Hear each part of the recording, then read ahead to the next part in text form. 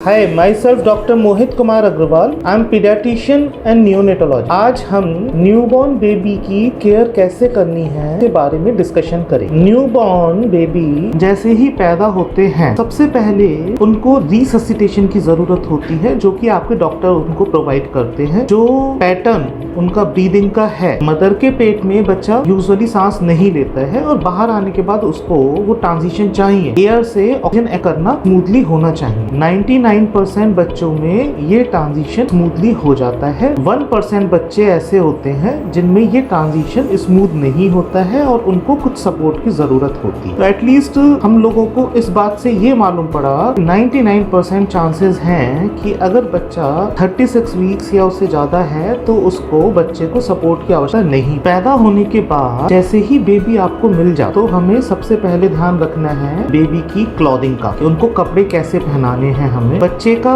Head cover पूरा करना है, होल बॉडी क्लॉथ्स पहनाने हैं, कॉटन के क्लॉथ्स पहनाने हैं। बच्चे के शरीर पर जो व्हाइट कलर का वर्निक्स लगा हुआ है प्रोटेक्टिव होता है, वो बच्चे को हीट लॉस से बचाता है, वो बच्चे को इन्फेक्शन से बचाता है, तो उसे क्लीन करने की कोशिश नहीं करनी। यूजुअली ये वैक्स टाइप का मटेरियल जो बच्चे की बॉडी पर चिपका हुआ होता है ऑटोमेटिकली 48 to 72 आवर्स में घुल जाता है। एक एक्सेप्शन है इसका जिसमें हमें क्लीन करने की जरूरत पड़ती है, बच्चे की बॉडी पर ब्लड लगा हुआ हो। मदर का जब भी वो डिलीवरी होती है तो बॉडी पर बच्चे के ब्लड, माँ को कोई इन्फेक्शन की संभावना हो, वो आपके डॉक्टर डिसाइड करेंगे। मोस्टली ये प्रोटेक्टिव स्किन जो लेयर है हम नहीं हटाना चाहते। सेकंड मोस्ट इम्पॉर्टेंट पॉइंट, जैसे ही बच्चा मदर के पास आ जाता है वो है फीडिंग। बच्चे का सबसे पहला इम्यूनाइजेशन है ब्रेस्ट फीडिंग। अगर बच्चे को हमने माँ का पहला गाढ़ा दूध पिलाया है तो बच्चे को फर्स्ट इम्यूनाइजेशन मिल गया। बहुत बेनिफिट्स हैं इसके, नुकसान कोई भी नहीं है। काउस एंड बफेलो मिल्क, गाय का भैंस का थैली वाला दूध बिल्कुल इस्तेमाल नहीं करना है 1 साल। अगर मदर का दूध नहीं आ रहा है या एस्टेब्लिश करने में प्रॉब्लम हो रही है तो सेकंड चॉइस हम फार्मूला फीड यूज कर सकते हैं जो कमर्शियली अवेलेबल है। I strongly discourage them. Usually जो मदर होती हैं वो बच्चे को डे 1 से फीड कराने के लिए कैपेबल होती हैं। उसके लिए हमें अपना माइंड मेकअप करना पड़े। बहुत बार होता है कि ऑपरेशन से बच्चा हुआ है, अभी माँ को टाइम लगेगा। बहुत बार कोई रिचुअल्स कहते हैं कि 3 दिन बाद दूध पिलाना है। बहुत बार हमारे दिमाग में ही ये होता है पेन है, मैं नहीं कर पाऊंगी, ये वो चीज है। हमें अपने आप को कन्विंस करना है कि बच्चे को हमें केवल और केवल माँ का दूध, वो भी डायरेक्ट सकिंग के थ्रू। ऑब्वियसली अगर सक नहीं कर पा रहा है बच्चा, कुछ कंडीशंस ऐसी होती हैं, 99% बच्चों में कोई सपोर्ट की जरूरत नहीं होती। जैसा कि मैंने एक ही बात को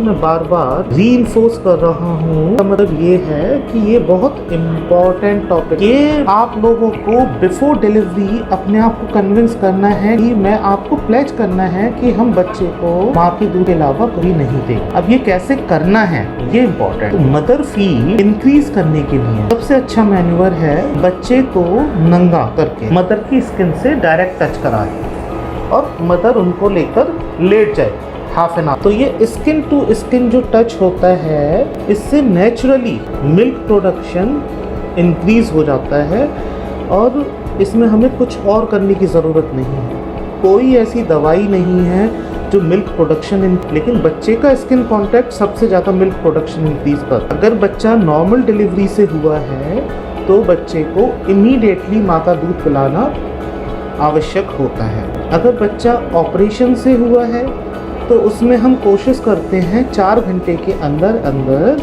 बच्चे को मदर के ब्रेस्ट से लगा दें। और अगर मदर को पेन ज़्यादा है या फिर मदर बेहोशी की हालत में है तो ही हम उसको डिले। ब्रेस्ट फीडिंग के लिए इम्पॉर्टेंट पोजीशन क्या होनी चाहिए? मदर और बच्चा दोनों न्यूट्रल पोजीशन में होने चाहिए।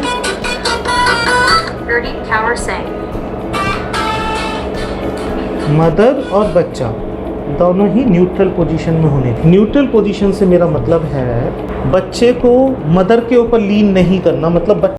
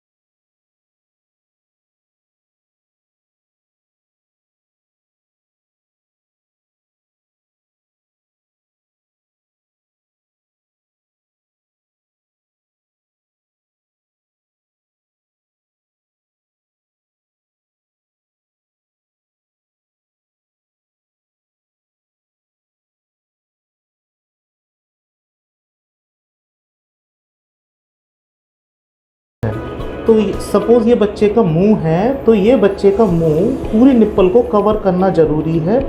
अपर लिप पूरा वाइट ब्लैक एरियोला कवर करेगा एंड लोअर लिप एवर्टेड होगा। जब ही वो इसको सक करेगा तो इस तरह से तो ही मिल्क आएगा।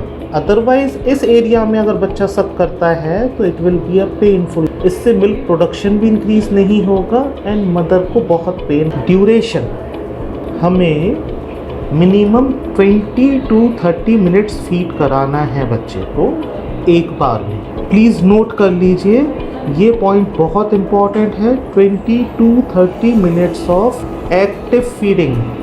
बच्चा सोना नहीं चाहिए। इनिशियली हम देखते हैं जैसे ही बच्चा हमारी गोद में आता है हम फीड करना स्टार्ट करते हैं बच्चे को। विदिन 10-15 सेकेंड्स और 1 to 2 मिनट्स बच्चा सो जाए। 2-3 सक करेगा, उसके बाद बच्चा सो जाए। और बच्चे ने मदर की निप्पल को मुंह में होल्ड किया हो। मदर को फील आ रहा है कि शायद वो बच्चा अभी पीना चाहता है दूध, और वो बच्चे को आधे घंटे से ऐसे ही लेकर बैठे। इसमें नुकसान क्या होगा? बच्चे ने यहाँ पर मुंह से सक्शन क्रिएट करा हुआ है मदर के निप्पल पर। ये एक्टिव प्रोसेस, मतलब ये एक एनर्जी कंज्यूमिंग प्रोसेस। मिल्क बच्चे को मिल नहीं रहा क्योंकि बच्चा सक नहीं कर रहा। तो इस प्रोसेस में बच्चे की एनर्जी लूज हो रही है but baby is not gaining anything. तो अल्टीमेटली इस मैन्यूवर की वजह से बच्चा वेट लूज करना स्टार्ट कर देता है। तो बच्चे को जैसे ही बच्चा सो जाता है उसे स्टिमुलेट, पैरों पर टिंगलिंग कीजिए, कान के पीछे टिंगलिंग कीजिए। कुछ बजने वाली चीज़ें होती हैं, बहुत लाउड वॉइस नहीं बट हल्की हल्की चीज़ें उनके आसपास। इससे भी बच्चा नहीं उठता है। तो जिस समय बच्चा सो गया है तो 1 फिंगर सेपरेट करने के लिए बच्चे को कभी भी निप्पल से खींचना नहीं है, अदरवाइज वो निप्पल इंजरी क्रिएट करेगा इन लॉन्ग टर्म। क्योंकि वो सक्शन प्रेशर जैसे ही आप खींचेंगे तो इट डैमेजेस मिल्क ग्लैंड्स। हल्का सा बच्चे का लिप उठा देंगे तो उससे सक्शन खत्म हो जाएगा। बच्चे को जैसे ही आप डिटैच करेंगे बच्चा जग जाए। फिर दोबारा उन्हें इसी तरह का मैन्यूवर करना है। बेसिकली 20 to 30 मिनट्स बच्चा सोना नहीं चाहिए। ये आपने कैसे भी कर सीखना है। बच्चा सोता क्यों है? एक्चुअली जो मदर की हार्ट साउंड होती है वो बच्चे के काफ़ी क्लोज होती है ड्यूरिंग वूम, जब आप प्रेग्नेंट होते हैं, and baby recognises that sound. तो जैसे ही बच्चे को हम कोजी पोजीशन में लेते हैं, बच्चे को वार्मथ मिलती है, कर्डलिंग होती है बच्चे की, और जो साउंड वो बच्चा पिछले 9 महीने से सुनता, वो म्यूजिकल साउंड उसे सुनाई देती। बेबी फील रिलैक्स्ड, तो उन्हें लगता है this environment is not for feeding, this is for sleeping. जैसे कि मैं कर्डल हो रहा था माँ के पेट। फीडिंग के बारे में और भी आप लोगों को डिस्कशन करना हो तो हम एंड में इसमें क्वेश्चन रख लेंगे। But duration, initial feed start करना बहुत ज़रूरी है। फर्स्ट फीड मदर का मिलना ज़रूरी है, अर्लीस्ट पॉसिबल मिलना ज़रूरी है। Milk production skin to skin contact से ही इंक्रीज़ होगा, किसी दवाइयों से वो इंक्रीज़ होगा ऐसा अनलाइकली है। हमें बच्चे को फीड एवरी 2 to 3 आवरली कराना है। Usually 8 to 10 feeds per day हमें देने होते हैं। एडिक्वेट फीडिंग बच्चे को जा रही है, ये हमें कैसे मालूम पड़ेगा? इसका मालूम करने का तरीका बहुत सिंपल है। अगर बच्चा हर 2 से 3 घंटे में यूरिन पास कर रहा है, दैट मीन्स कि बच्चे को एडिक्वेट लिक्विड्स जा रहे हैं, मतलब एडिक्वेट फीड जा रहा है। बस यही वार्निंग साइन है कि बच्चा अगर फीड नहीं ले रहा है तो बच्चा यूरिन भी कम करेगा। आपने यूरिन देखना है, अगर बच्चा यूरिन अच्छे से पास कर रहा है that means you are doing a good. Feeding के बाद बच्चे को बर्प कराना जरूरी होता है। तो बर्प करने में उसको रब करने की ज़रूरत नहीं है, जस्ट टैप करना है बिलो अपवर्ड्स। तो जो वाटर, मतलब जो मिल्क होता है वो भारी होता है, एयर हल्की होती है। तो जैसे ही हम टैप करेंगे बच्चे को बिलो अपवर्ड्स तो वो मिल्क नीचे आ जाएगा बाय ग्रेविटेशन और एयर ऊपर चली जाएगी। कुछ बच्चे बर्प कर पाते हैं, मतलब डकार आ पाती है, कुछ बच्चों को नहीं आ पाती। तो 5 to 10 मिनट्स, इससे ज़्यादा नहीं। अब आप प्रैक्टिकल सिनेरियो देखिए, बच्चे को हर 2 से 3 घंटे पे हमें फीड कराना है और डिमांड फीड कराना है। अगर बच्चा 15 मिनट बाद भी मांग रहा है तो 15 मिनट बाद भी देना पड़ेगा। यूजुअली हमें फीड इतनी एडिक्वेट अमाउंट में बच्चे को कराना है कि वो 2 घंटे तक मांगे ही ना। You got my point? बहुत इंपॉर्टेंट पॉइंट है ये कि बच्चा जब मांगेगा दूध हमें देना है लेकिन अगर बच्चा हर 15 मिनट पे या 1 घंटे से पहले दूध मांग रहा है तो लास्ट मिल्क जो हमने पिलाया था तो 20 to 30 मिनट्स बच्चे को फीड जरूर। अब ये 3 घंटे में हमने 20 to 30 मिनट्स बच्चे को फीड कराया।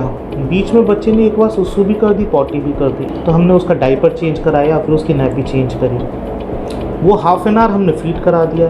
तो ऑलमोस्ट 1 घंटा आपका बिजी हो गया और नेक्स्ट हाफ एन आवर के बाद या नेक्स्ट 1 आवर के बाद बच्चे को फिर फीड कराना है। Practically mothers are going to be engaged in breastfeeding 24/7। ये बहुत tedious प्रोसेस है।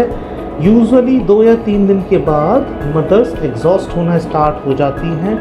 दे वांट कि नाइट का मिल्क हम बच्चे को टॉप फीड करा दें, बट नेचुरली जो रात 2 बजे का मिल्क होता है वो सबसे ज़्यादा न्यूट्रिशियस मिल्क होता है। सेकेंड थिंग, बच्चों को जितनी भी बीमारियां होती हैं जैसे ईयर का इन्फेक्शन होना, मोस्टली वो नाइट फीड की वजह से ही होती हैं बच्चे को, जो हम रात को 2 बजे wrong feed. Please be determined. सभी मदर्स ने पास्ट में किया है, आप भी कर सकते हैं। आपने ब्रेस्ट फीडिंग पर बहुत अच्छे से कॉन्सेंट्रेट करना है। Will discuss about breast feeding again on some other day. इसको हम बहुत लंबा नहीं खींचेंगे। Only last and important point कि क्यों हमें 20 to 30 मिनट्स फीड कराना है बच्चे को। The reason behind this concept है कि जो ब्रेस्ट में मिल्क होता है उसमें फर्स्ट 10 मिनट वाला जो मिल्क होता है, जिसको फर्स्ट पार्ट बोलते हैं मिल्क का, वो यूजुअली वाटर होता है। तो इससे बच्चे को कोई फ़ायदा नहीं होना, बस बच्चे की थर्स्ट क्वेंच हो जाएगी। जो second part of breast milk होता है, जो कि जनरली 10 to 15 मिनट्स के बीच में आता है, इसमें प्रोटीन्स होते हैं, तो इसमें बच्चे की बॉडी ग्रोथ बेहतर होगी, बच्चे का muscle mass increase. And third part जो आपका 15-20 मिनट्स के बाद आता है, दैट कंटेन्स फैट। फैट से बच्चे का ब्रेन डेवलपमेंट, उसमें ब्रेन डेवलपमेंट के फैक्टर्स होते, बच्चे का वेट गेन होगा, आइज का डेवलपमेंट अच्छा होगा। जो न्यूट्रिशियस पार्ट है वो तो आना ही 10 मिनट के बाद स्टार्ट हुआ है। और बहुत बार मदर क्या करते हैं, या जो जनरल प्रॉब्लम आती है कि 5 मिनट फीड कराया फिर छोड़ दिया, फिर 5 मिनट फीड कराया फिर छोड़ दिया, फिर 5 मिनट फीड। मैडम, ये 5 मिनट का फीड इज मोर हार्मफुल। हम बच्चे को वाटर दे रहे हैं फिर छोड़ दे रहे हैं, वाटर दे रहे हैं, बच्चे का वेट लॉस भी होगा, उसको न्यूट्रिशन भी नहीं मिल पाएगा। तो मेरे ख्याल से ब्रेस्ट फीडिंग के बारे में काफ़ी पॉइंट्स मैंने आपको एक्सप्लेन कर दिए हैं। लास्ट पॉइंट मैं आपको एक्सप्लेन करना चाहूँगा कि ये तो बच्चे ने डिमांड किया, 20 to 30 मिनट्स बच्चे ने दूध पिया, हमें रॉ मटेरियल भी तो देना पड़ेगा। मिल्क को take at least 4 litres of liquid daily to provide raw material for production of breast milk. Naturally जब भी बच्चा दूध पीता है, भगवान ने फिजियोलॉजी कि उसी समय मदर को प्यास लगती है। आप अपने फ्रेंड से पूछें जिनके पहले से बेबी हो, जिस समय बच्चा सक करेगा, सेकंड सक के बाद मदर को प्यास लगना स्टार्ट, तो इट इज़ एन इंडिकेशन कि हम जो प्रोडक्ट है वो कंज्यूम कर रहे हैं, आप रॉ मटेरियल लीजिए। तो ये नहीं भूलना है, minimum 3.5 to 4 litres of liquids daily लेने हैं, जो भी रिकमेंडेड लिक्विड्स है। रिकमेंडेड से मेरा मतलब वाटर ले सकते हैं, जूसेस ले सकते हैं, फ्रूट्स ले सकते हैं, मिल्क ले सकते हैं, एनीथिंग जो प्रोहिबिटेड नहीं है। ब्रेस्ट फीडिंग हम यहीं पर होल्ड करेंगे। अब आ जाते हैं हम बच्चे की स्लीपिंग पोजीशन क्या रखनी है। जैसे जैसे हमारा इंडस्ट्रियल ग्रोथ होती जा रही है, हमारी फाइनेंशियल ग्रोथ होती जा रही है, ये साथ साथ सोफिस्टिकेटेडनेस स्टार्ट हो गई है। एक प्रचलन स्टार्ट हो गया है कि बच्चे को और मदर को दूर रखने का। बच्चे को क्रिब में रख देते हैं, मदर अपना आराम से सो रही होती है क्योंकि उनका जस्ट ऑपरेशन हुआ है या बच्चा डिलीवर हुआ है, मदर वीक है। इन सब चीज़ों से भी मदर हमें दूर जाना है। बच्चा हमारा है, किसी और का नहीं है कि हमारी मदर ने आके बोल दिया बेटा भी आप वीक हो, बच्चे को यहाँ रख लेते हैं, बच्चे को मैं संभाल लेती हूँ, ये कर लेती। No, this is your baby. आपको बच्चे को अपने पास सुलाना है। Again, what is the importance of that? Baby mother bonding increase होती है। It helps in neuro development, believe me और नॉट। आज की तारीख में मैं डेली कम से कम 2 या 3 बच्चे अपनी ओपीडी में देखता हूँ जिनको attention deficit hyper reactivity disorder है। वही बच्चा जो माँ की गोद में पैदा होने के बाद रहता है, माँ के स्किन टू स्किन कांटेक्ट में रहता है, वो बच्चों में in my experience I have seen that कि hyper reactivity disorders, mental disorders कम होते हैं।